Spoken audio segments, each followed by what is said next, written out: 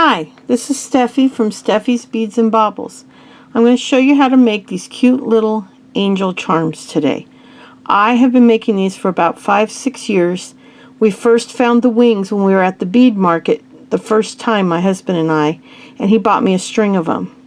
And so I started making them. Recently I got some gold ones, and I like the round pearl as well. So I thought I'd show you how to make both of them. But of course, your beads will vary from mine, and you can do whatever works for you. There's nothing right or wrong. Whatever you like will come out perfect. But we'll start with this little pearl guy here. And this has got a few elements you'll need. One is the gold head pin. And you'll take your gold head pin, and you'll take the wings, and then I have a little gold spacer bead for the halo, and then your pearls. That's what you need to make him. So that's what we're going to do. So the first thing we're going to do is put the pearl onto the pin, and then the wings, and then the head. And then I like this little gold spacer that came off an old piece of jewelry. And you can find stuff like that on old jewelry or in the supplies, either online or in a store. I'm sure you can find something similar and maybe even better. But I like that because it went with the gold wings, and I used kind of an ivory, tannish, not quite bright white, as you can see here. It's a kind of an ecru pearl. So we'll go back to our original instructions of the beaded charms, and we'll bend it back. If you watch my beaded charms tutorials, you'll see that I always do it this way, and we cut it to where we think it'll roll into, and then we're going to roll it around. And I always try to get that into the hole. Now this time I made a little bit smaller loop than I usually do, but it doesn't really matter. It's just if you're going to make two for a set of earrings, you're going to want to match the size of the loop. Something I forgot to mention on the other one, but kind of is common sense. You don't want a big ginormous hoop on one and a little tiny on the other, so try to regulate your hoops that you make on the top. But there's a little round guy, and I think he's kind of unusual and different and kind of fun. So there's the two together. Oh, that's, hold on. See, that one didn't get tucked in. I always try to tuck it into the bead when at all possible. And that one has a more standard size loop that I do. And there's the two little angels. Now we're going to do,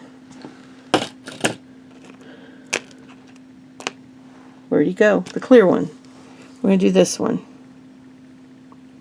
This one, I'm going to use a clear faceted glass drop, clear faceted rondelle for the head, rhinestone spacer that's got an AB finish to it for the halo, and then the silver wings. Now on this one you're going to want a silver head pin. And unfortunately, all I have are big ones. I have the 3-inch right now. I've recently ordered some 1.5-inch and 2-inch, and they're not here yet. Oh, I got that going the wrong way. So you're going to put the bead on, the wings on, the head on, and the halo on. Just like that. Now, I know there's wings that can move, but what you do is just do the loop any way you want, and you just kind of tighten it as tight as you can, and it stays pretty good. Now I think working with a halo like this is probably more secure, stronger, tighter than this because it has a much bigger hole. Now you could probably put a small bead in there like the E-bead if you wanted to make a tighter hole, but it might show, so that's why I don't do that. But you're just going to bend it back like usual.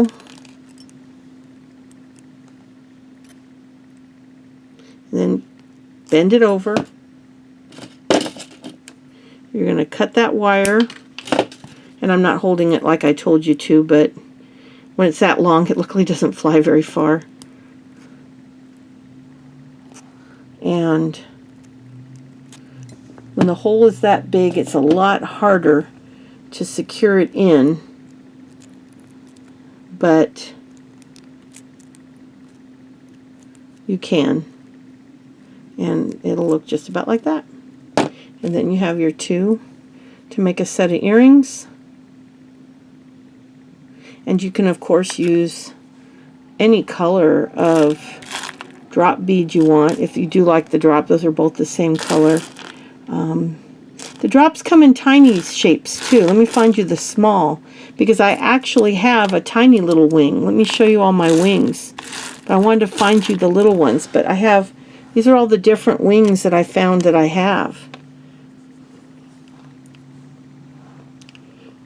along with the silver I just used, which I've only had 2 shapes of silver, but I have all these different golds, and I'm not even sure where I got them. There's another silver I have.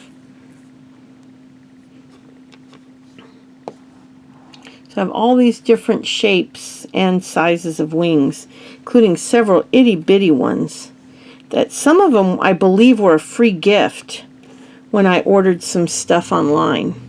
It's crazy the things they'll give you when you order online. And I've just got a bunch of itty-bitty gold wings along with the big gold wings.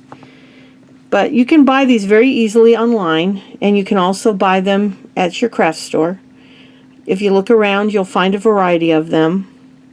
And they're a lot of fun. And like I said, you can use round beads, long beads. There's just really no limit to what you can use. And some of the ones I've done are, this is with a stone right here, and I've done a blue, and then I do a lot of the clear, because the clear seems to be pretty popular. I sold them years ago in a store that I had a booth in, and I sold most of them. I had a whole bunch of different colors. I had pink, and the pink went real fast. I had pink and peach and blue and green and red, and they all went. So there's no limit to what color, whatever color you can find the drops in, if that's what you prefer. If you like round, this is actually stone. Both of these are stone. This is a vintage crystal from a necklace right here. I buy these vintage necklaces at the antique stores, and I take them apart. And you can even use this little spacer bead for the halos, like that one there. It's a different shape, but it's perfect for that type of thing. So with this necklace, you could actually have the base bead, the little head bead, and the spacer bead for the halo. And they're about $10 to $20, depending on how long of a necklace you get. And it depends on the vendor, because some vendors are very reasonable, and some vendors want a lot of money for their old necklaces. But you can sometimes find them online as well. But this is the angel charm, and I hope you enjoyed this video. If you did, I really hope you'll give me a like. And if you'd like to see more of my videos, please give me a subscribe. And if you have any suggestions of videos, please let me know. I plan on doing a lot of different crafts, let alone jewelry. As you can see here, I also have some hooks on them as well.